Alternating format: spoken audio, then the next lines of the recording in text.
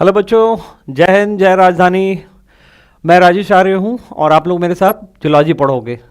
Zoology मतलब जंतु शास्त्र।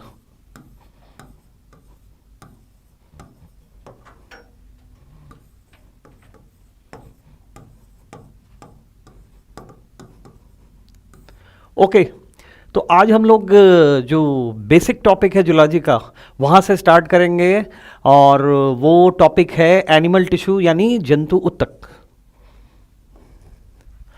बच्चों, एनसीईआरटी में ये जो चैप्टर 7 है उसमें ये यूनिट आप लोगों ने देखा होगा, स्ट्रक्चरल ऑर्गेनाइजेशन इन एनिमल्स, यानी जंतुओं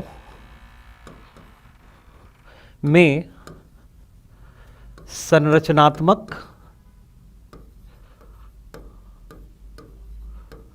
संगठन। ओके, तो हम लोग बात यहां से स्टार्ट करेंगे आज। ठीक है, स्ट्रक्चरल ऑर्गेनाइजेशन इन एनिमल्स यानी जंतुओं की संरचना किस तरह से बनी हुई है, हम उस पर बात करेंगे। ठीक है, तो आपको पता है ऑर्गेनिज्म यानी जीव। जीव जो होते हैं वो दो प्रकार के होते हैं, है ना। एक यूनिसेलुलर यानी एक कोशिकीय, और दूसरा मल्टी सेलुलर यानी बहु कोशिकीय। ओके, तो इन दोनों में क्या अंतर है बच्चों? एक कोशिकीय और बहु कोशिकीय में क्या अंतर है, आप बताएंगे?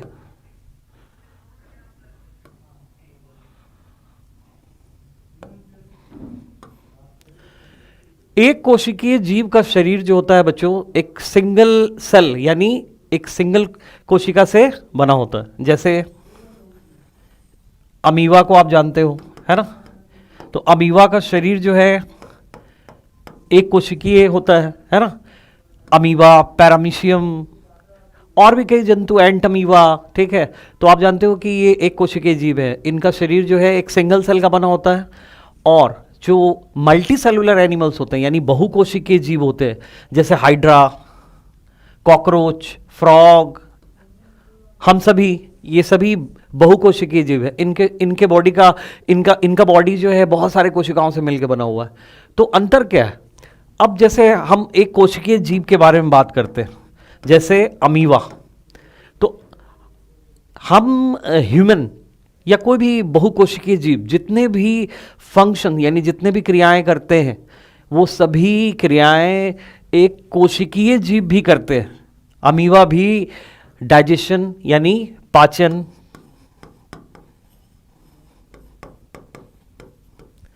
रेस्पिरेशन यानी श्वसन, एक्सक्रीशन यानी उत्सर्जन, रिप्रोडक्शन यानी जनन, ये सारी क्रियाएं जो मल्टी सेलुलर एनिमल यानी जो बहुकोशिकीय जीव करते हैं वो एक कोशिकीय जीव भी करते हैं। ठीक है, लेकिन ये ध्यान रखोगे कि ये सारी जो क्रियाएं हैं, ये सारे जो फंक्शन है, एक कोशिकीय जीव जो है अपने एक सिंगल सेल द्वारा ही कर लेता है।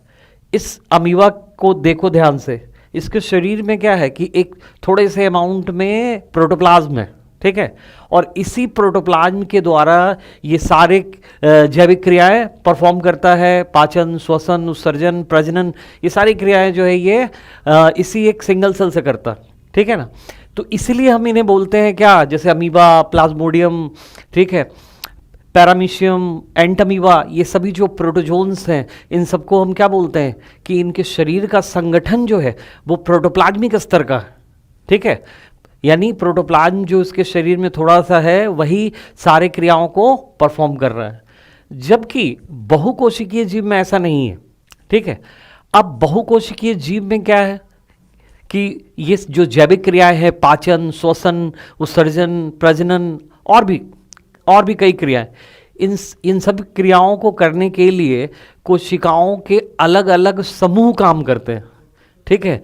और ये कोशिकाओं के अलग अलग समूह, यानी जैसे हम ऐसा कह सकते हैं कि जैसे ये कोशिकाओं का एक समूह है, ठीक है, ये एक फंक्शन कर रहा है, तो उसी तरह से कोशिकाओं का जो दूसरा समूह है कोशिकाओं का जो दूसरा समूह है वो एक दूसरा कार्य कर रहा है, ठीक है। तो कोशिकाओं के इन समूह को क्या कहते हैं? तो कोशिकाओं के समूह को हम टिश्यू कहते हैं, उत्तक कहते हैं, टिश्यू यानी उत्तक। ओके, ठीक है बच्चों।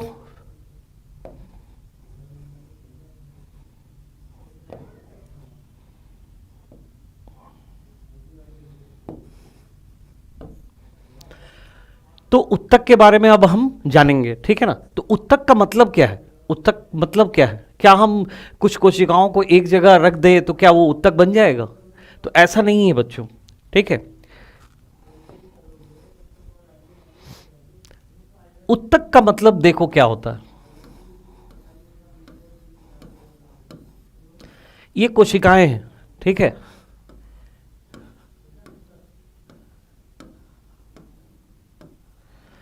अब यहां पे हम देख रहे हैं कि बहुत सारी कोशिकाएं हैं जो आपस एक दूसरे के आसपास है।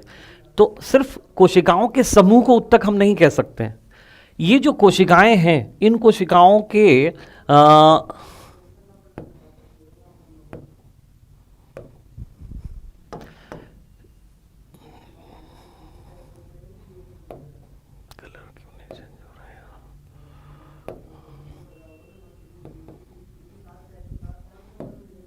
इन कोशिकाओं के बीच में जो स्थान दिख रहा है, स्पेस दिख रहा है, ये सभी सेल्स हैं और इन्हें, ये सेल्स हो गए, और इनके बीच में जो ये स्थान दिख रहा है, इस स्थान को हम लोग इंटरसेल्यूलर स्पेस यानी अंतर कोशिकीय स्थान कहते हैं। इंटर सेल्यूलर स्पेस, अंतर कोशिकीय स्थान कहते हैं। और इस अंतर कोशिकीय स्थान इंटरसेल्यूलर स्पेस में एक तरल भरा होता है जिसे इंटरसेल्यूलर फ्लूइड कहते हैं। इंटरसेल्यूलर फ्लूइड, ठीक है। तो ये जो कोशिकाओं का समूह है और इन कोशिकाओं के बीच में जो इंटरसेल्यूलर स्पेस या इंटरसेल्यूलर फ्लूइड भरा है, ये सभी एक इकाई के रूप में काम करते हैं, ठीक है। उत्तक बनने के लिए जो सबसे इंपॉर्टेंट कंडीशन है, पहले हम वो समझे। ये जो कोशिकाएं दिख रहे हैं, एक उत्तक बनने के लिए कोशिकाओं की उत्पत्ति समान होनी चाहिए। जैसा कि आपने एनसीईआरटी में पढ़ा होगा कि समान प्रकार के कोशिकाओं के समूह को हम उत्तक कहते हैं, ऐसा लिखा हुआ है। तो यहाँ पे जो समान प्रकार शब्द का इस्तेमाल किया जा रहा है, यहाँ पे इसका मतलब जो है कोशिकाओं की उत्पत्ति से है, ठीक है। यानी ये जो कोशिकाएं हैं, इनकी उत्पत्ति समान होनी चाहिए, ठीक है। उत्पत्ति पे हम बात करेंगे, ठीक है। तो समान प्रकार की कोशिकाओं का समूह, पहला कंडीशन उत्तक बनने के लिए यह है कि कोशिकाओं की उत्पत्ति समान होनी चाहिए। दूसरा कंडीशन जो है वो ये है कि इन कोशिकाओं के बीच में इंटरैक्शन होना चाहिए। इंटरैक्शन का मतलब क्या? पारस्परिक क्रिया, इंटरैक्शन यानी पारस्परिक क्रिया। पारस्परिक क्रिया होनी चाहिए, मतलब ये कि एक कोशिकाओं एक दूसरे को हेल्प करते हैं, हेल्प देते हैं, हेल्प लेते हैं, इस तरह से एक दूसरे से संबंध बना के रखते हैं, ठीक है। अगर एक कोशिका को दूसरे कोशिका से कोई मतलब नहीं है, अगर एक कोशिका दूसरे कोशिका को कोई सहयोग प्रदान नहीं कर रहा है, तो हम इसे कभी भी उत्तक नहीं कहेंगे, ठीक है। तो उत्तक बनने के लिए पहला कंडीशन है कि ये जो कोशिकाओं का समूह दिख रहा है, इस कोशिकाओं के समूह में सभी कोशिकाओं की उत्पत्ति समान होनी चाहिए। दूसरी चीज कि उनके बीच पारस्परिक क्रिया यानी इंटरैक्शन होनी चाहिए। और तीसरी चीज कि ये सभी कोशिकाएं इंटरसेल्यूलर फ्लूइड यानी अंतर कोशिका द्रव्य के साथ मिलकर एक या एक से अधिक कार्य परफॉर्म करते हो, यानी एक या एक से अधिक कार्य संपादित करते हो। तो कोशिकाओं के ऐसे समूह को हम क्या कहते हैं? उत्तक कहते हैं। बात समझ में आई? तो हम ऐसा बोल सकते हैं कि कोशिकाओं, समान उत्पत्ति वाले कोशिकाओं का ऐसा समूह जिसमें कोशिकाएं अंतर कोशिकीय द्रव्य के साथ आपस में पारस्परिक क्रिया करके एक या एक से अधिक कार्य संपादित करते हैं, उत्तक कहलाते हैं, ठीक है। अभी हम लोग बात कर रहे थे बच्चों कि एक उत्तक में जो कोशिकाएं हैं उन कोशिकाओं की उत्पत्ति समान होनी चाहिए। तो सबसे पहले हम लोग उत्पत्ति पे बात करें कि उत्पत्ति का मतलब क्या होता है। ठीक है,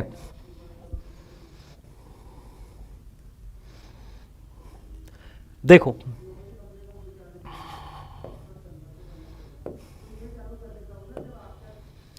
उत्पत्ति का मतलब क्या है कि जैसे ओरिजिन यानी उत्पत्ति,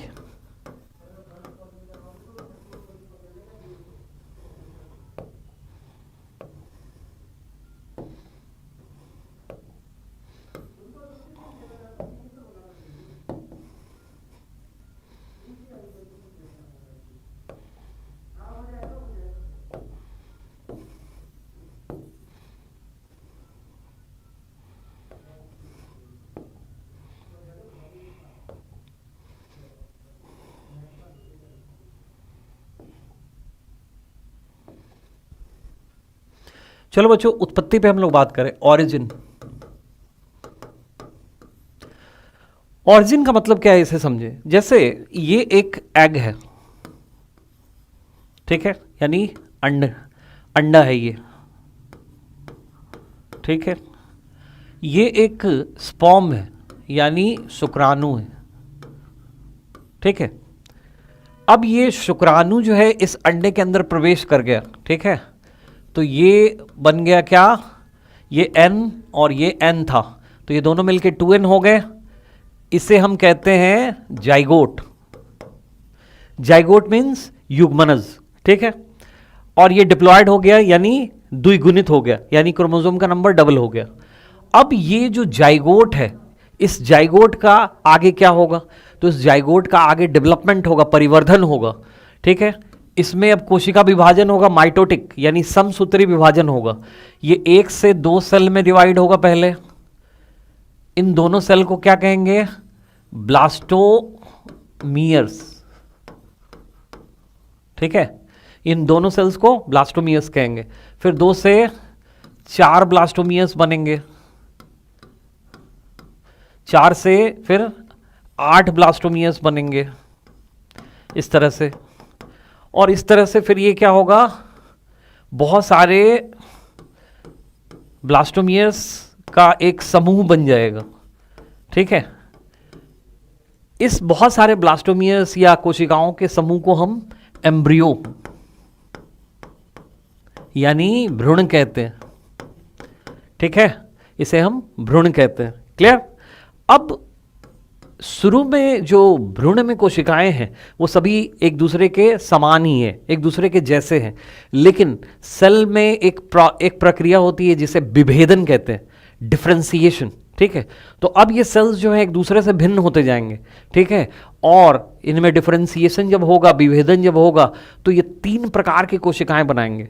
और वो 3 प्रकार की कोशिकाएं जो है 3 परतों के फॉर्म में इस भ्रूण के अंदर व्यवस्थित हो जाएंगे, ठीक है। तो एक जो परत जो सबसे बाहर होता है उसे हम लोग एक्टोडर्म कहते हैं, ठीक है। दूसरा जो परत है जो बीच में होता है उसे मीजोडर्म कहते हैं। और तीसरा जो परत है इसे हम एंडोडर्म कहते हैं। बात समझ में आई। एक्टोडर्म यानी बाह्य स्तर, मीजोडर्म यानी मध्य स्तर, और एंडोडर्म यानी आंतरिक स्तर, ठीक है। तो ये जो तीनों स्तर हैं यानी एक्टोडर्म, मीजोडर्म, एंडोडर्म, ये जो तीनों लेयर बने इन्हें हम जर्म लेयर्स कहते हैं। क्या कहते हैं, जर्म लेयर्स, ठीक है। इन्हें हम जनन स्तर, हिंदी में इसे क्या कहेंगे, जनन स्तर, ठीक है। तो ये जो तीनों जर्म लेयर्स बने यानी जनन स्तर बने, ठीक है। तो इन जनन स्तरों से ही, अब इन जनन स्तरों में ही आगे फर्दर जो है आगे डिफरेंशिएशन होगा, विभेदन होगा, और इनसे ही भिन्न भिन्न प्रकार की कोशिकाओं का निर्माण होगा, ठीक है। और उत्तक का निर्माण होगा, फिर अंग का निर्माण होगा, अंग तंत्र का निर्माण होगा, ठीक है। यानी बॉडी में जितने भी उत्तक या अंग हैं उनकी उत्पत्ति इन्हीं तीनों जनन स्तरों से हुई है, ठीक है। हमारे बॉडी में कोई भी अंग है तो उसकी उत्पत्ति या तो एक्टोडर्म जनन स्तर से हुई है, या मीजोडर्म जनन स्तर से हुई है, या एंडोडर्म जनन स्तर से हुई है। क्लियर है बच्चों? तो ध्यान रखोगे कि अब जैसे हम बात करें, यानी हमारा पूरा शरीर जो है 3 जनन स्तरों से उत्पन्न हुआ है। ठीक है, अब जैसे हम हमारे शरीर के किसी अंग के बारे में हम बात करें, अब जैसे हमारा लिवर है, ठीक है, तो लिवर एंडोडर्मल, हम बोलते हैं क्या कि लिवर एंडोडर्मल है, मतलब कि लिवर का निर्माण जो है एंडोडर्म जनन स्तर से है। फिर उसी तरह से मसल्स की बात करें, पेशी, ठीक है, तो पेशी को हम मीजोडर्मल बोलते हैं। क्यों? क्योंकि पेशी की उत्पत्ति मीजोडर्म जनन स्तर से हुई है। और उसी तरह से अगर हम तंत्रिका उत्तक यानी नर्वस टिश्यू की बात करें, नर्वस सिस्टम की बात करें, तो हम बोलते हैं क्या कि ये नर्वस सिस्टम जो है वो एक्टोडर्मल है। ठीक है, एक्टोडर्मल मतलब नर्वस सिस्टम की उत्पत्ति जो है एक्टोडर्म जनन स्तर से हुई है। ठीक है, तो जिन जंतुओं की उत्पत्ति 3 जनन स्तरों से हुई है उन्हें हम ट्रिप्लो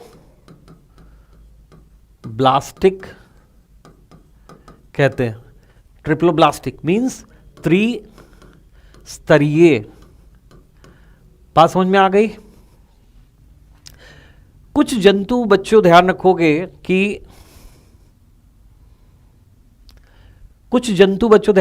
कि डिप्लोब्लास्टिक भी होते हैं।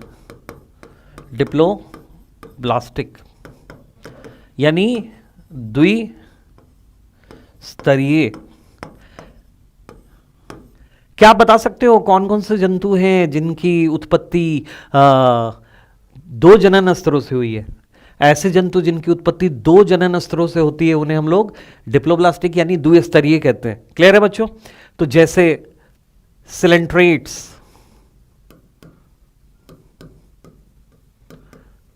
एंटीनोफोरन्स,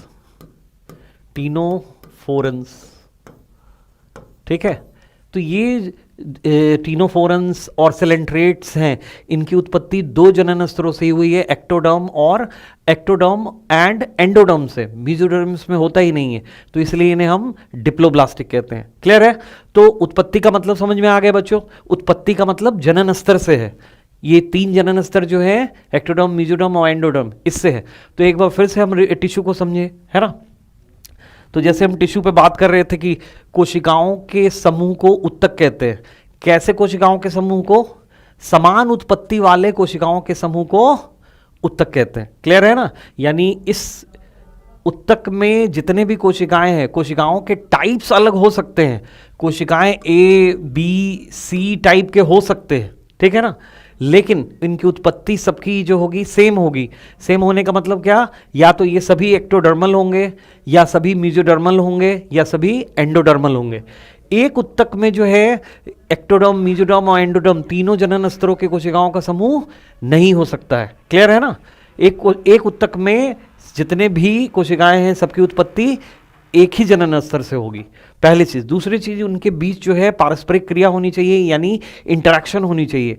और ये इंटरसेलुलर फ्लूइड यानी अंतर कोशिकीय तरल के साथ मिलकर एक या कई कार्य संपादित करते हैं। ठीक है, तो ऐसे कोशिकाओं के समूह को उत्तक कहते हैं। ठीक है, अब बच्चों बात को आगे बढ़ाते हैं। ठीक है,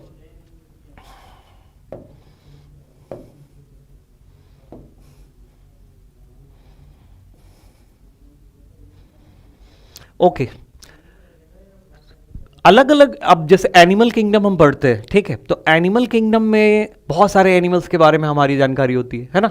तो क्या सभी जंतुओं के शरीर का संगठन एक जैसा होता है? अब जैसे हम हाइड्रा की बात करें, ठीक है, उसी तरह से अगर हम किसी चपटे कृमि के बारे में बात करें, या फिर हम किसी गोल कृमि के बारे में बात करें, या किसी आर्थ्रोपोड के बारे में बात करें, तो क्या सभी के शरीर का संगठन एक जैसा होता है?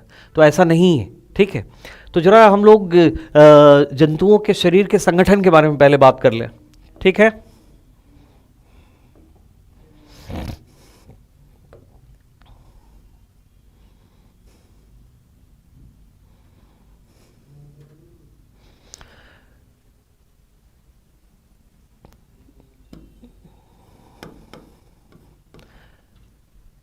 शरीर की संरचनात्मक एवं क्रियात्मक इकाई जो है बच्चों वो है सेल। ठीक है। तो कई जीव ऐसे होते हैं जिनके शरीर का संगठन जो है कोशिकीय स्तर का होता है, ठीक है, यानी उनके शरीर में जितने भी कार्य है, अलग अलग कार्य को अलग अलग प्रकार के कोशिकाएं करते हैं, ठीक है। अब जैसे कोशिकीय स्तर का जो शरीर संगठन है उसका आप एग्जाम्पल बताओ मुझे कि कौन सा जीव समूह है, कौन सा जंतु समूह है जिसके शरीर का संगठन जो है कोशिकीय स्तर का होता है।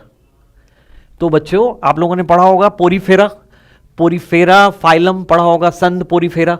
उस पोरीफेरा संद के जंतुओं को हम क्या कहते हैं? स्पंज कहते हैं, ठीक है। तो जो स्पंजेज होते हैं, ठीक है ना, तो स्पंजेज के शरीर का संगठन जो है वो कोशिका स्तर का होता है, यानी स्पंजेस में अलग अलग फंक्शन के लिए अलग अलग प्रकार की कोशिकाएं होती है। फिर कोशिकाओं के मिलने से, अभी आपने देखा क्या, कोशिकाओं के मिलने से उत्तक का निर्माण होता है, टिश्यू। तो कई जंतु ऐसे हैं जिनके शरीर का संगठन उत्तक स्तर का होता है, ठीक है, यानी उनके शरीर में जो क्रियाएं होती है अलग अलग क्रियाओं को अलग अलग उत्तक करता है। अब इसका एग्जाम्पल हम क्या बता सकते हैं? उत्तक स्तर के शरीर संगठन वाले जंतु का नाम बताइए। तो सिलेंट्रेट्स, जैसे हाइड्रा, जेलीफिश, इन सब का नाम सुना होगा। इनके शरीर का संगठन उत्तक स्तर का होता है, यानी इनके शरीर में जो क्रियाएं होती है अलग अलग क्रियाओं को अलग अलग उत्तक करते हैं। उत्तकों के मिलने से, उत्तकों के मिलने से बच्चों ध्यान रखोगे कि अंग का निर्माण होता है, यानी ऑर्गन, ठीक है। तो कई जंतु ऐसे हैं जिनमें अलग अलग फंक्शन के लिए अलग अलग अंग है, यानी एक अंग, अब जैसे हम लंग्स की बात करें, स्टमक की बात करें, किडनी की बात करें, लिवर की बात करें, तो ये सभी अंग है, ठीक है। तो एक अंग जो है ऑलमोस्ट कई प्रकार, मतलब जितने भी टिश्यू होते हैं सभी के मिलने से बनते हैं, यानी एक अंग के अंदर एक से अधिक प्रकार के उत्तक होते हैं। ये ध्यान रखोगे, आगे हम बात करेंगे, ठीक है, कि एक अंग के निर्माण में एक से अधिक उत्तक का निर्माण होता है, मतलब एक से अधिक उत्तक भाग लेते हैं, ठीक है।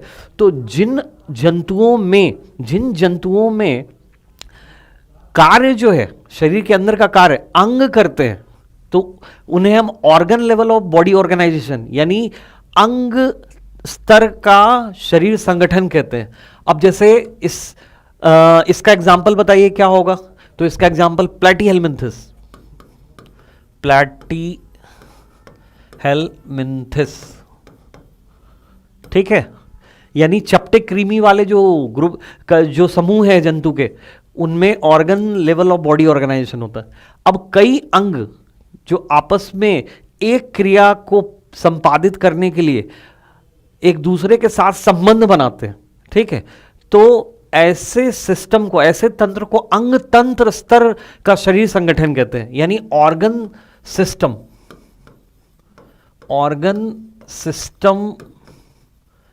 लेवल ऑफ बॉडी ऑर्गेनाइजेशन, यानी अंगतंत्र स्तर का शरीर संगठन, ठीक है। तो जैसे अब हमारे बॉडी में बात कर ले, ठीक है ना, तो पाचन तंत्र है, ठीक है, तो आप एक ऐसा समझ सकते हो कि एक पाचन तंत्र, ठीक है ना, पाचन तंत्र का कार्य क्या है?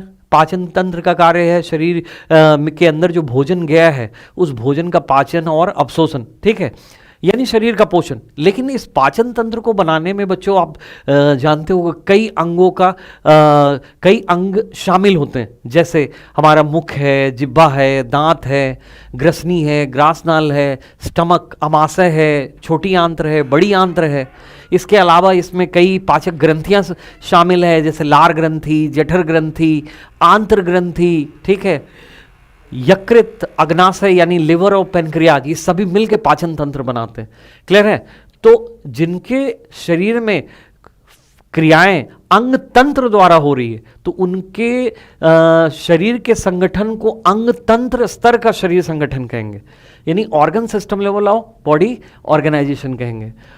अब इसका एग्जाम्पल हम क्या दे सकते हैं ऑर्गन सिस्टम लेवल हो? तो प्लैटीहेलमिन्थस के बाद से जो फाइलम है एस्केलमिन्थस,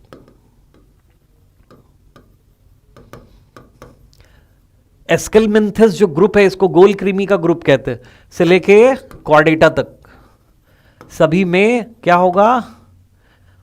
organ system level of body organ, और ऑर्गन्स कई ऑर्गन सिस्टम के मिलने से यानी कई अंग तंत्रों के मिलने से ऑर्गेनिज्म का निर्माण होता है। ठीक है, अब जैसे ह्यूमन की हम बात करें तो हमारा शरीर बिलियंस ऑफ सेल से बना हुआ है, अरबों कोशिकाओं से बना हुआ है, लेकिन हमारे शरीर में जो क्रियाएं हो रही है वो कोशिका स्तर पे नहीं हो रही है बल्कि अंगतंत्र स्तर पे हो रही है। अगर भोजन का पाचन करना है तो पाचन तंत्र उसमें भाग ले रहा है, श्वसन करना है तो श्वसन तंत्र भाग ले रहा है, उत्सर्जन करना है तो उत्सर्जन तंत्र भाग ले रहा है, और हर एक अंग तंत्र में कई अंग उपस्थित होते हैं। ठीक है ना, आगे हम लोग डिस्कस करेंगे। तो क्लियर है बच्चों? ठीक है, तो यूनिसेल्युलर और मल्टीसेल्युलर इन दोनों में जो डिफरेंस है वो समझ में आ गया कि यानी यूनिसेल्युलर जो ऑर्गेनिज्म होते हैं उसमें एक सिंगल सेल ही सारा कार्य करता है, जबकि मल्टीसेल्युलर ऑर्गेनिज्म में कोशिकाओं का समूह, अलग अलग समूह अलग अलग फंक्शन करता है, और कोशिकाओं के ऐसे समूह को हम उत्तक कहते हैं। उत्तक से ही मिलकर अंग का निर्माण होता है, अंगों से मिलकर अंगतंत्र का निर्माण होता है, और सभी अंगतंत्र मिलकर एक जीव का निर्माण करते हैं। ठीक है, क्लियर है बच्चों? अब बात को हम आगे बढ़ाते हैं। ठीक है, अब हम लोग सीधा जंतु उत्तक पे आ जाते हैं। ठीक है, और उत्तक को डिटेल में लेकर आगे चलते हैं। ठीक है, तो एनिमल टिश्यू यानी जंतु उत्तक।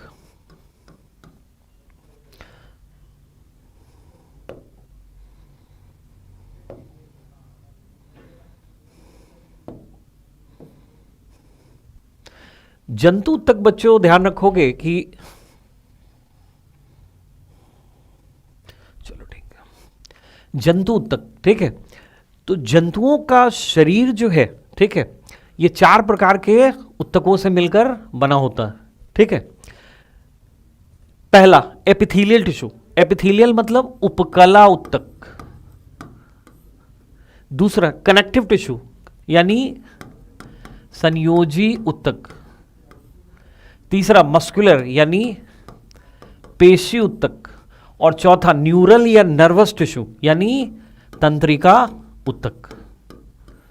ठीक है, तो जंतुओं का जो शरीर है ये 4 प्रकार के उत्तकों से मिलकर बना हुआ है।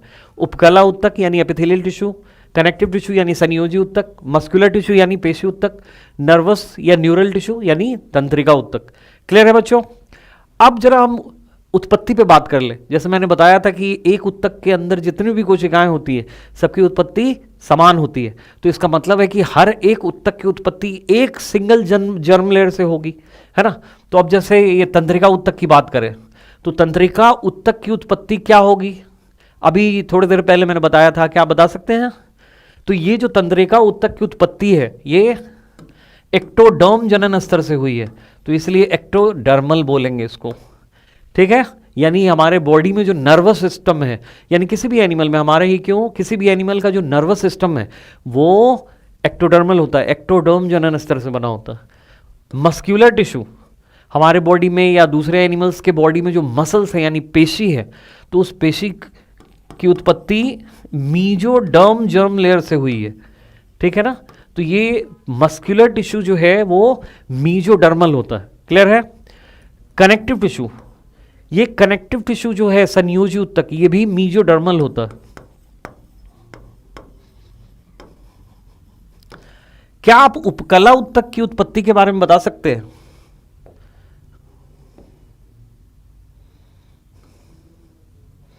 बताइए, ये जो उपकला उत्तक है, ठीक है, इसकी उत्पत्ति क्या होगी? कौन से जर्म लेयर से होगी? एक्टोडर्मल हो गया, मीजोडर्मल भी हो गया, अब एंडोडर्म बच रहा है, तो एंडोडर्मल से होना चाहिए। तो ऐसा है बच्चों, ध्यान रखोगे कि ये जो उपकला उत्तक है, इस उपकला उत्तक की उत्पत्ति तीनों जनन स्तर से हो सकती है। यानी ये एक्टोडर्मल भी हो सकता है, ये मीजोडर्मल भी हो सकता है, और ये एंडोडर्मल भी हो सकता है। हमारे बॉडी की अगर बात करें तो हमारे बॉडी में जो स्किन है, हमारा त्वचा का जो ऊपरी स्तर है जिसको एपिडर्मिस कहते हैं, है ना, उपचर्म, तो वो एक्टोडर्मल उत्पत्ति का होता है। ठीक है, फिर उसी तरह से हमारा जो सिलोम है यानी देहगुहा है, तो उस देहगुहा की जो उपकला है जिसको सिलोमिक एपिथेलियम या पेरिटोनियम कहते हैं, वो मीजोडर्मल होती है। और उसी तरह से हमारे जो स्टमक यानी अमाशय और स्मॉल इंटेस्टाइन यानी छोटी आंत्र, इनकी जो भीतरी लाइनिंग है यानी भीतरी स्तर है वो एंडोडर्मल होती है। क्लियर है बच्चों, ध्यान रहेगा। तो ये जो जंतु उत्तक है यानी जंतुओं का शरीर 4 प्रकार के उत्तकों से मिलकर बना हुआ है, epithelial, connective, muscular and nervous. ठीक है ना। अलग अलग उत्तकों की उत्पत्ति अलग अलग है। नर्वस टिश्यू की एक्टोडर्मल है, कनेक्टिव एंड मस्कुलर की उत्पत्ति मेसोडर्मल है, और ये जो एपिथेलियल टिश्यू है इसकी उत्पत्ति ये एक तीनों जनन स्तर से हो सकती है। शरीर के अलग अलग भाग में अलग अलग उत्पत्ति वाले एपिथेलियल टिश्यू यानी उपकला उत्तक पाए जाते हैं। क्लियर है, ओके। बात को आगे बढ़ाई जाए। ये जो उत्तक शब्द है बच्चों, ये टर्म, ये उत्तक शब्द किसने दिया है? ये टर्म टिश्यू किसने दिया है?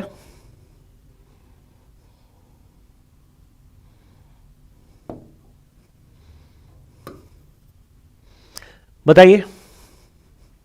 तो ये जो उत्तक शब्द है यानी टिश्यू शब्द है, ये बाइचैट ने दिया है। ठीक है, बाइचैट ने उत्तक शब्द दिया है। ओके। उसके बाद उत्तक के अध्ययन को क्या कहते हैं? ये जो टिश्यू है जिसे हम स्टडी कर रहे हैं, तो टिश्यू के स्टडी को क्या कहते हैं?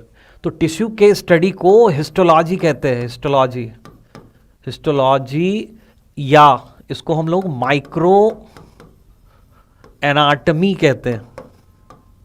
ठीक है, माइक्रो एनाटमी, यानी इसको औतकी या सूक्ष्म शरीर की कहते हैं। ठीक है बच्चों, ये हिस्टोलॉजी जो टर्म है बच्चों, ये किसने दिया है? ये शब्द हिस्टोलॉजी यानी औतकी शब्द किसने दिया है? तो ध्यान रखोगी ये मेयर ने दिया है। ठीक है, औतकी शब्द मेयर ने दिया है। ठीक है, और एक पर्सन है जिन्होंने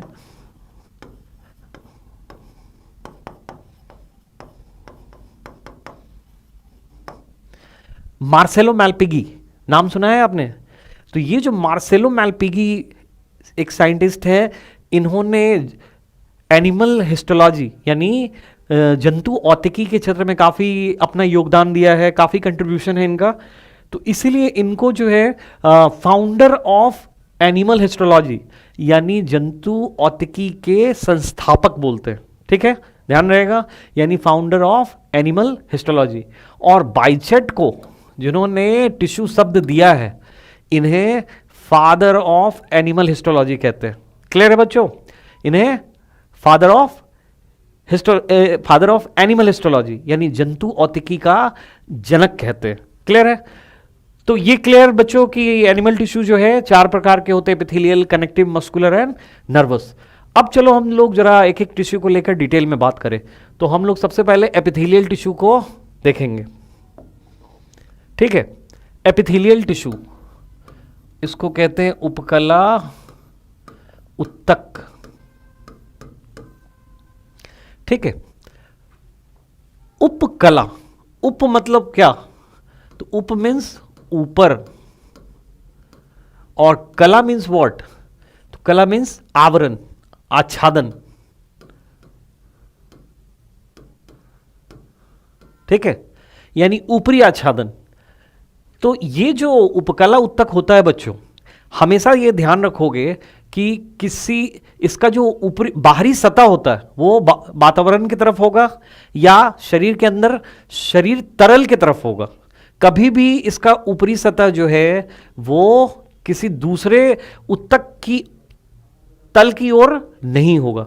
यानी हम ऐसा बोल सकते हैं कि ये जो उपकला उत्तक होता है ये सबसे ऊपर होता है। ठीक है, इसके ऊपर यानी इसको ढकने वाला कोई दूसरा उत्तक नहीं होता, यानी इस उत्तक को कोई भी दूसरा उत्तक ढकता नहीं है। इसका बाहरी सतह खुला होता है, चाहे शरीर के अंदर खुला हो या शरीर के बाहर खुला हो। क्लियर है? अब जैसे ये देख लो, ये एक उपकला उत्तक मैंने बनाया। ठीक है, तो ये जो उपकला उत्तक है, इस उपकला उत्तक का जो बाहरी सतह है ये, ठीक है, इसको कोई दूसरा उत्तक कवर नहीं करेगा। या तो ये शरीर के बाहर वातावरण में खुला होगा या शरीर के अंदर शरीर तरल की ओर खुला होगा, इसके ऊपर कोई भी दूसरा उत्तक नहीं होगा। उपकला का मतलब ये है, ठीक है। तो ये जो उपकला उत्तक होता है बच्चों, ठीक है, ये शब्द उपकला जो है रुश, ये एक साइंटिस्ट का नाम है, इन्होंने ये उपकला शब्द दिया है, ठीक है। अब सबसे पहले हम लोग उपकला उत्तक का संगठन देखें कि उपकला उत्तक कैसा होता है, ठीक है ना। एक उपकला उत्तक में क्या क्या होगा, तो देखो ये जो उपकला उत्तक होता है इसमें एक ये जो लाइन आप देख रहे हो इसे हम बोलते हैं बेसमेंट मेम्ब्रेन। बेसमेंट मेम्ब्रेन यानी इसको बोलते हैं आधार कला। ओके, तो एक उपकला उत्तक की संरचना को हम लोग डिस्कस कर रहे हैं, ठीक है। तो एक उपकला उत्तक में बच्चों ध्यान रखोगे कि एक आधार कला होता है, एक बहुत ही पतली अकोशिकीय यानी नॉन सेलुलर, इसमें कोई सेल नहीं है, एक बहुत ही पतली अकोशिकीय झिल्ली होती है, एक परत होती है, और उसी के ऊपर ये जो कोशिकाएं दिख रहे हैं ये एपिथेलियल सेल्स हैं,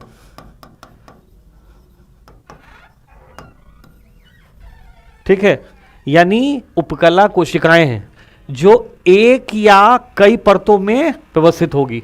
एक सिंगल लेयर में भी हो सकता है और इसके ऊपर भी हो सकता है, इस तरह से कई परत हो, ठीक है।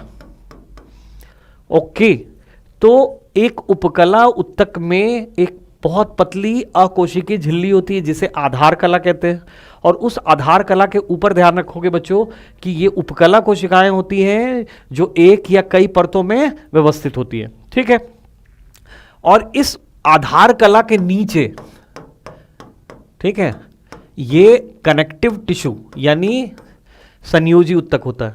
तो अभी जैसे मैं बता रहा था कि उपकला उत्तक सबसे ऊपर होता है, फिगर में भी आप देख रहे हो कि ये जो कनेक्टिव टिश्यू यानी संयोजी उत्तक है, इस संयोजी उत्तक के ऊपर उपकला उत्तक है, यानी इस आधार कला से लेकर यहां तक जो है वो क्या है, एपिथेलियल टिश्यू है, यानी उपकला उत्तक है। क्लियर है? लेकिन इस उपकला उत्तक के ऊपर कोई दूसरा उत्तक नहीं, यानी इसका ऊपरी सतह खुला हुआ है ना। तो उपकला का मतलब यही होता है सबसे ऊपर। ओके, तो चलो जरा इस पे हम लोग बात करें। तो ये जो आधार कला है इस पे हम लोग सबसे पहले डिस्कस करते हैं।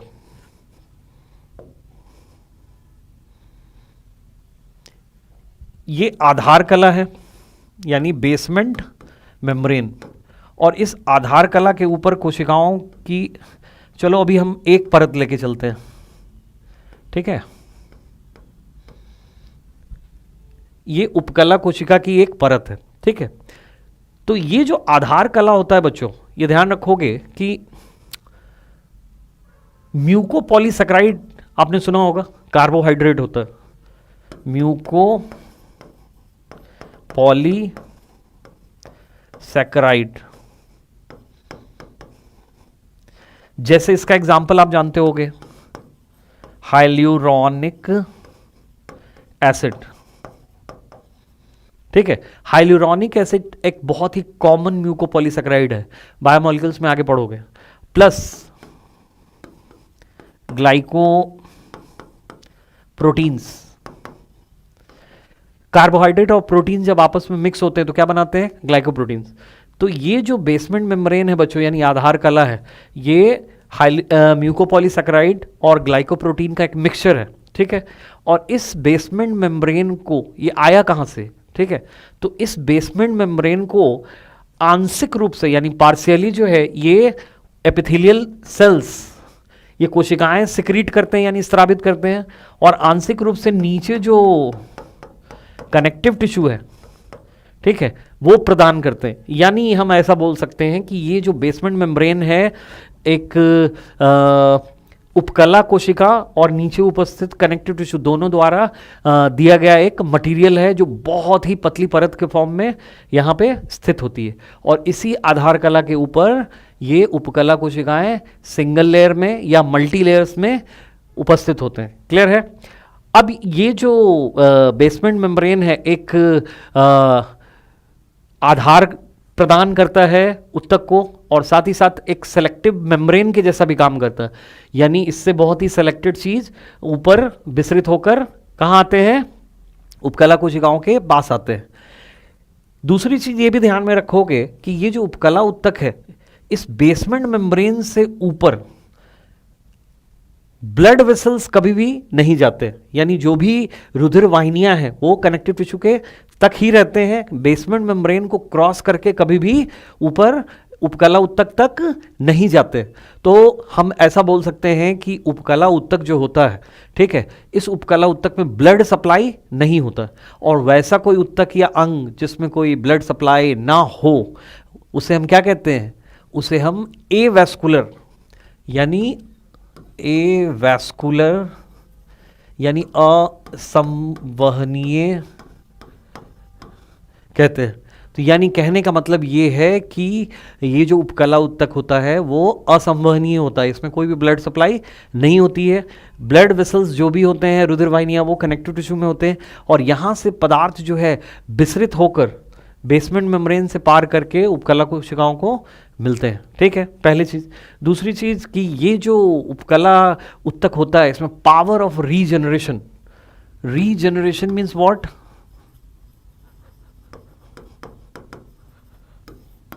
पुनरुद्भवन।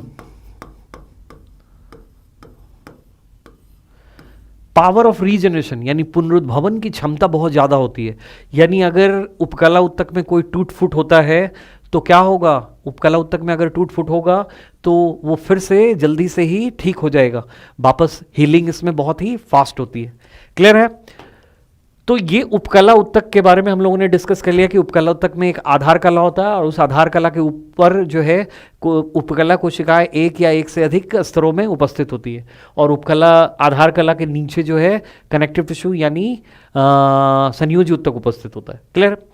अब ये जो उपकला उत्तक है बच्चों, ये ध्यान रखोगे कि हमारे शरीर में कवरिंग का काम करता है, यानी आच्छादन बनाता है। शरीर का बाहरी आच्छादन जो हमारा स्किन है वो उपकला उत्तक का ही बना हुआ। इसके साथ ही साथ हमारे बॉडी के अंदर जितने भी डक्ट्स यानी नलियां हैं, ठीक है, ग्लैंड्स के जो डक्ट्स हैं, ग्रंथि वाहिनियां हैं, इन सबकी जो इंटरनल लाइनिंग होती है यानी भीतरी स्तर है, वो सब उपकला उत्तक का ही बना होता है। ठीक है, और ये भी ध्यान में रखेंगे कि उपकला उत्तक हमारे बॉडी में ग्लैंड्स भी बनाते हैं। ठीक है, श्वेत ग्रंथि, तेल ग्रंथि, sebaceous gland, sweat gland, mammary gland, ठीक है, सैलिवरी ग्लैंड, लार ग्रंथि। तो ये सभी ग्लैंड्स जो हैं और इनकी जो नलियां होती हैं, ये सभी उपकला उत्तक की बनी होती है। ठीक है, तो स्टडी पॉइंट ऑफ व्यू से उपकला उत्तक को पहले जो है दो पार्ट में डिवाइड करके पढ़ा जाता है। ठीक है, एक को बोलते हैं कवरिंग एपिथेलियम और दूसरे को कहते हैं क्या, ग्लैंडुलर एपिथेलियम। तो कवरिंग एपिथेलियम का मतलब हो गया आच्छादन उपकला, और जो ग्लैंडुलर एपिथेलियम है, इस ग्लैंडुलर एपिथेलियम को हम बोलते हैं क्या, ग्रंथिल उपकला।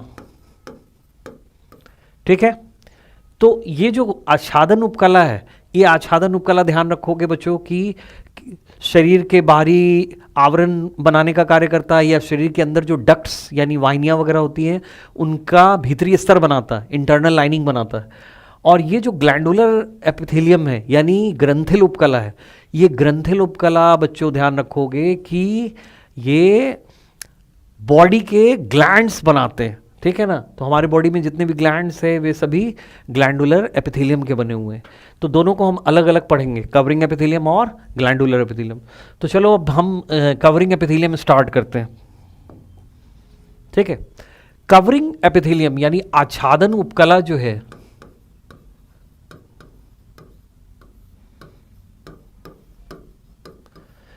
इस आच्छादन उपकला को हम दो टाइप्स में, दो प्रकारों में बांट के पढ़ते हैं। पहला जो है उसे कहते हैं सिंपल, और दूसरा जो है उसे कहते हैं कंपाउंड। सिंपल मीन्स व्हाट, सरल, और कंपाउंड मीन्स व्हाट, संयुक्त। ठीक है, तो ये जो सिंपल एपिथेलियम है इसका क्या मतलब है, तो सिंपल एपिथेलियम का मतलब क्या है कि ये जो बेसमेंट मेम्ब्रेन है, इस बेसमेंट मेम्ब्रेन के ऊपर उपकला कोशिकाएं जो है वो सिंगल लेयर यानी सिर्फ एक स्तर के रूप में उपस्थित होगा। यानी हम ऐसा बोल सकते हैं single layered epithelium. Single layered epithelium यानी एक स्तरीय उपकला को ही सरल उपकला यानी सिंपल एपिथेलियम कहते हैं।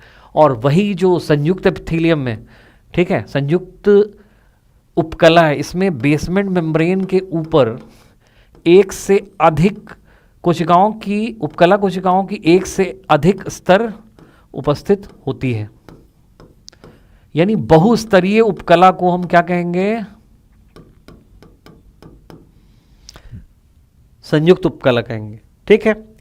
अब बच्चों ये जो सिंपल और कंपाउंड है, इनको आगे भी हम क्लासिफाई करेंगे, वर्गीकृत करेंगे। किस बेसिस पर? तो कोशिकाओं के स्ट्रक्चर, कोशिकाओं की संरचना के आकार के आधार पर। हमारे बॉडी में या किसी जंतु की बॉडी में भिन्न भिन्न आकार की कोशिकाएं मिलती है, तो उन कोशिकाओं के आकार के आधार पर दोनों यानी सरल और संयुक्त दोनों को आगे वर्गीकृत किया गया। तो चलो सबसे पहले हम लोग सिंपल एपिथेलियम यानी सरल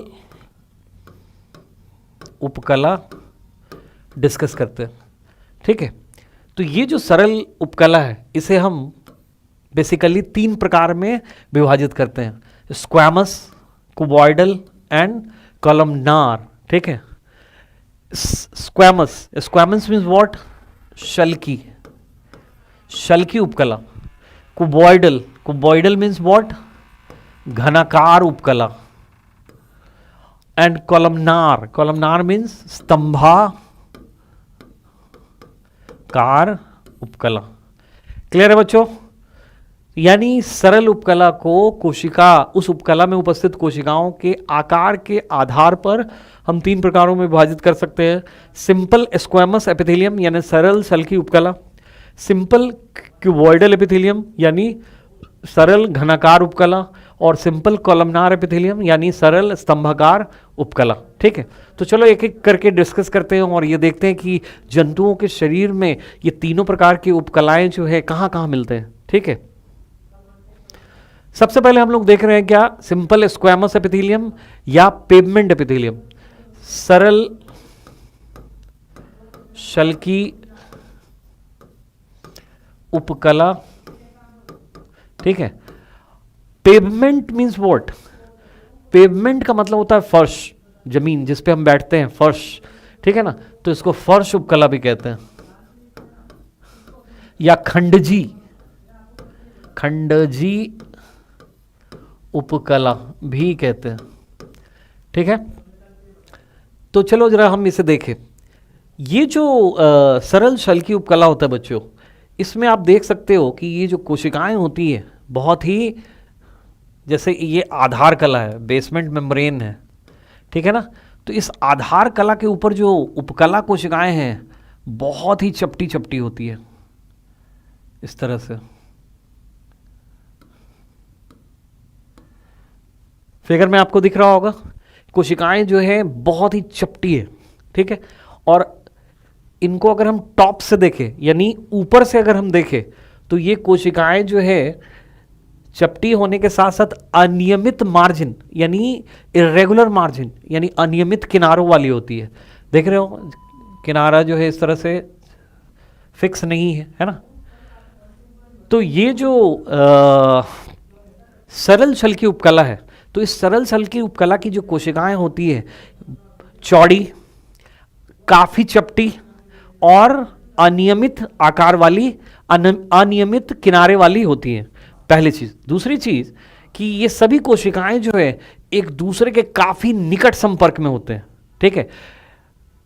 एक चीज आप पहले से दिमाग में रखेंगे कि उपकला उत्तक जो होता है, इस उपकला उत्तक की जो कोशिकाएं होती है एक दूसरे की, चाहे कोई भी प्रकार की उपकला हो, सभी प्रकार की उपकला कोशिकाएं जो होती है वो एक दूसरे के बहुत ही निकट संपर्क में होती है, और उनके बीच का जो अंतर कोशिकीय स्थान होता है वो बहुत ही कम होता है।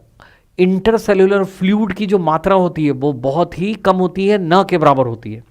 तो ये जो सरल शल्की उपकला है, ठीक है, इस उत्तक की कोशिकाएं जो होती है बच्चों ध्यान रखोगे कि चौड़ी, काफी चपटी, अनियमित किनारे वाली, और ये कोशिकाएं जो होती है एक दूसरे के काफी निकट संपर्क में होती है और देखने में ये जो है फर्श पे बिछे हुए टाइल्स का लुक देती है, यानी देखने पे ऐसा लगता है कि जैसे जमीन पे टाइल्स बिछा हुआ है। तो इसलिए इसे हम खंडजीव उपकला भी कहते हैं, यानी पेवमेंट एपिथेलियम भी कहते हैं। क्लियर है? ये एपिथेलियम जो है सरल छल की उपकला, ये बहुत ही पतली होती है। तो इससे सबसे बढ़िया जो फंक्शन यानी कार्य हो सकता है, क्या हो सकता है? जरा सोच के मुझे बताओ कि ये जो उपकला है ये सबसे अच्छा क्या कार्य कर सकता है? तो ये बहुत ही पतली परत है, बहुत ही पतली उपकला है। इस वजह से इस उपकला से होकर पदार्थों का आना जाना बहुत ही आसानी से हो सकता है, यानी विसरण। ओके, विसरण यानी ये जो उपकला है ये किस चीज के लिए विशिष्ट है? विसरण के लिए। तो जहां पे भी हमारे शरीर में विसरण की आवश्यकता होती है, जैसे गैसों का विसरण या पदार्थों का विसरण, तो उस जगह पर कैसी उपकला पाई जाती है? तो उस जगह पर सरल छल की उपकला पाई जाती है। क्लियर है? चलो जरा इसका कुछ एग्जाम्पल हम देखें तो हमें समझ में आएगा कि ये उन जगह पे क्यों है। ठीक है, सबसे पहला एग्जाम्पल हम लोग देखते हैं लंग्स एल्वियोलाई। ठीक है, लंग्स एल्वियोलाई मतलब क्या? फेफड़े की कुपिकाएं। हमारे जैसे हम बाहर से हवा इंस्पायर करते हैं, यानी अंतः श्वसन जब करते हैं, ठीक है, यानी हवा को जब अंदर लेते हैं तो वो हमारे फेफड़े के अंदर उपस्थित छोटी छोटी थैलियों में भर जाता है। इन थैलियों को हम लोग क्या कहते हैं? कुपिकाएं। क्या कहेंगे? कुपिकाएं। तो ये जो कुपिकाएं हैं, ठीक है, यहाँ ये किसके बने हैं? इनकी दीवार जो है सरल छल की उपकला की बनी हुई है और बहुत पतले होने के कारण उस एयर का जो ऑक्सीजन है वो कुपिका से विसरित होकर ब्लड में चला जाता है और ब्लड का जो CO2 है वो कुपिका की दीवार से विसरित होकर कुपिका की गुहा में आकर भर जाता है, जिसे हम बाहर निकाल देते हैं। तो एक एग्जाम्पल ये समझ गए। दूसरा एग्जाम्पल देखते हैं इसका। बोमेन्स कैप्सूल का नाम सुना है आपने? बोमेन्स कैप्सूल यानी बोमेन संपुट कहते हैं इसको, बोमेन संपुट। ठीक है, तो बोमेन संपुट कहां पे होता है, बता सकते हैं? तो ये होता है हमारे किडनी में। ठीक है, आपने पढ़ा होगा कि जो हमारा ब्रिक है यानी किडनी है, ठीक है, तो किडनी की जो संरचनात्मक एवं क्रियात्मक इकाई है उसे हम क्या कहते हैं? उसे हम नेफ्रॉन कहते हैं। क्या कहेंगे? नेफ्रॉन्स, ब्रिकाणु। ठीक है, और नेफ्रॉन का स्ट्रक्चर आप लोगों ने पढ़ा होगा कि नेफ्रॉन जो होता है उसमें एक कप के जैसा आगे एक भाग होता है, फिर इस तरह से नलिकाएं होती है, फिर एक यू आकार की नलिका होती है इस तरह से।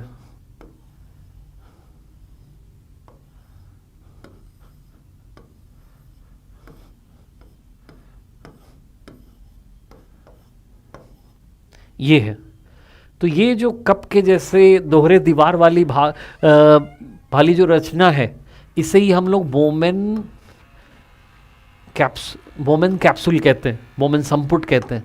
तो ये जो बोमेन संपुट है बच्चों, ध्यान रखोगे कि ये भी सरल छल की उपकला का ही बना होता है और यहाँ पे ब्लड का फिल्ट्रेशन होता है और इससे यूरिन का फॉर्मेशन होता है, यानी मूत्र का निर्माण होता है। चलो दूसरा एग्जाम्पल आपने देख लिया। ये जो यू आकार की रचना आप देख रहे हो इसको हम लूप ऑफ हेनले कहते हैं। क्या कहते हैं? हेनले का लूप कहते हैं। ठीक है, तो इसमें ऊपर वाला जो भाग दिख रहा है वो है मोटी भुजा और ये जो नीचे वाला भाग है ये है पतली भुजा। तो लूप ऑफ हेनले का जो पतली भुजाएं हैं ये और ये भी सरल छल की उपकला की ही बनी होती है। क्लियर है? तो हमने यहां पे दूसरा एग्जाम्पल भी देख लिया, लूप ऑफ हेनले। ठीक है, इसके बाद नेक्स्ट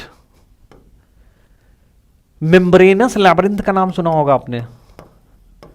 मेम्ब्रेनस लैबिरिंथ, ये क्या है? मेम्ब्रेनस लैबिरिंथ आंतरिक कर्ण यानी इंटरनल ईयर को ही मेम्ब्रेनस लैबिरिंथ बोलते हैं, आंतरिक कर्ण। ओके, तो ये जो इंटरनल ईयर है वो भी बच्चों ध्यान रखोगे कि सिंपल से स्क्वैमस एपिथेलियम का ही बना होता है। इसके अलावा हमारा जो ब्लड वेसल्स होता है, रुधिर वाहिनी, धमनी, शिरा, ये सब आप लोगों ने सुना होगा, लसिका वाहिनियाँ, ये सब सुना होगा, है ना। तो इनकी जो भीतरी लाइनिंग होती है वो भी सरल सल की उपकला की बनी होती है। और इस भीतरी लाइनिंग को हम क्या बोलते हैं? इसे हम एंडोथेलियम बोलते हैं, एंडोथेलियम। ठीक है, तो ये जो एंडोथेलियम है ये भी ध्यान रखोगे कि सिंपल स्क्वैमस एपिथेलियम का ही बना होता है। रुधिर वाहिनी, लसिका वाहिनी, हृदय यानी हार्ट की जो भीतरी दीवार होती है उसकी परत वो, और ब्लड कैपिलरीज का नाम सुना होगा आपने, रुधिर के शिकाएं, रक्त के शिकाएं, जिससे उत्तक और ब्लड के बीच पदार्थों का आदान प्रदान होता है। ठीक है ना, तो ये जो ब्लड कैपिलरीज की दीवार होती है वो एंडोथेलियम के सिंगल लेयर की बनी होती है। ठीक है, तो एंडोथेलियम में किसका एग्जाम्पल है? सरल सल की उपकला का एग्जाम्पल है। इसके अलावा मीजोथेलियम आपने सुना होगा, मीजोथेलियम यानी इसको हम लोग पेरिटोनियम भी कहते हैं। क्या कहते हैं? पेरिटोनियम। ठीक है, तो अभी हम लोग सिलोम की बात कर रहे थे, देह गुहा। ठीक है, तो प्रगुहा बोलते हैं। तो प्रगुहा की जो दीवार होती है उस पे जो लाइनिंग होती है यानी अस्तर होता है, उसे ही हम लोग मीजोथेलियम, पेरिटोनियम या सिलोमिक एपिथेलियम ये सभी नामों से जानते हैं। तो ये सभी एग्जाम्पल है बच्चों, ध्यान रखोगे किसका? सरल शल की उपकला का। तो आई थिंक ये बात आप लोगों को समझ में आ रही है। ठीक है, ये जो एनिमल टिश्यू टॉपिक है ये काफ़ी बेसिक टॉपिक है और इस टॉपिक का यूज जो है पूरे जूलॉजी में हम करेंगे। तो ये टॉपिक जो है बहुत अच्छे से दिमाग में जाना चाहिए। तो आप जो है इसे और काफ़ी ध्यान से इसको देखें। अभी हमें और भी टाइप्स ऑफ टिश्यू डिस्कस करना है, अगले क्लास में करेंगे। आज के लिए बस इतना ही। जय हिंद, जय राजधानी। 01314 एग्रीकल्चर में है शानदार कैरियर, और एग्रीकल्चर मतलब राजधानी फाउंडा पचकोड़िया जयपुर राजस्थान। एग्रीकल्चर में राजस्थान ही नहीं, नॉर्थ इंडिया का किंग कौन, फैसला आप करें। राजधानी फाउंडा ने इस साल दी है आईसीआर में हिंदुस्तान की कैटेगरी की 8वीं रैंक और सामान्य वर्ग की 60वीं रैंक। राजस्थान जेड 2020 में टॉप 10 में से 8 विद्यार्थी, टॉप 50 में 22 विद्यार्थी राजधानी फाउंडा पचकोड़िया के। बिना जेड सीधे प्रवेश 2019 में राजस्थान की 63% सीटों पर राजधानी ने किया कब्जा। जहां 90% बच्चे कर रहे हैं 12वीं के बाद तैयारी में 1-2 साल खराब, वहीं राजधानी ने मचा रहे धूम। 12वीं के साथ ही जेट 2020 में 480 में से निशांत यादव ने प्राप्त किए 408 नंबर, यश शर्मा ने 394 नंबर। इस वर्ष इंस्पायर अवार्ड के रूप में मिलने वाली है 2 करोड़ 60 लाख रुपए की स्कॉलरशिप। कक्षा 12 के परिणाम में 97% या अधिक एक विद्यार्थी, 95% या अधिक 3 विद्यार्थी, 94% या अधिक 7 विद्यार्थी, 93% या अधिक 11 विद्यार्थी, 90% या अधिक 40 विद्यार्थी, और वो भी ओवरऑल। ऑप्शनल सब्जेक्ट में 100% लाने वाले 2 विद्यार्थी, 99% या ज्यादा लाने वाले 3 विद्यार्थी, 97% या अधिक लाने वाले 19 विद्यार्थी, 90% या अधिक लाने वाले 163 विद्यार्थी। 10वीं से 12वीं साइंस व एग्रीकल्चर में अजय कुमार मीणा ने की 39% की रिकॉर्ड वृद्धि, रिंकू यादव ने की 37% की वृद्धि, नरेश पाटीदार ने 36% की वृद्धि। प्रकृति की गोद में 10 बीघा में फैला विशाल कैंपस, आधुनिक सुख सुविधा से युक्त separate girls and boys hostels. राजधानी एजुकेशन ग्रुप पचकोड़िया यूट्यूब चैनल व मोबाइल ऐप पर रोजाना ऑनलाइन क्लासेस भी। ICR, Z, BHU, agriculture supervisor 11-12 class के ऑनलाइन कोर्सेज भी उपलब्ध। 11वीं 12वीं के साथ और इसके बाद भी ICR जेट BHU की क्लासेज उपलब्ध। राजधानी एजुकेशनल ग्रुप पचकोड़े जयपुर में शामिल है राजधानी साइंस धारा for preparation of NEET JEE, Rajdhani foundation for preparation of ICR जेट BHU, Rajdhani public senior secondary school for all academic classes, Rajdhani girls and boys hostel with modern facilities और residential block. साथ ही visit करें www.rajdanigroup.in। Helpline number 9314130130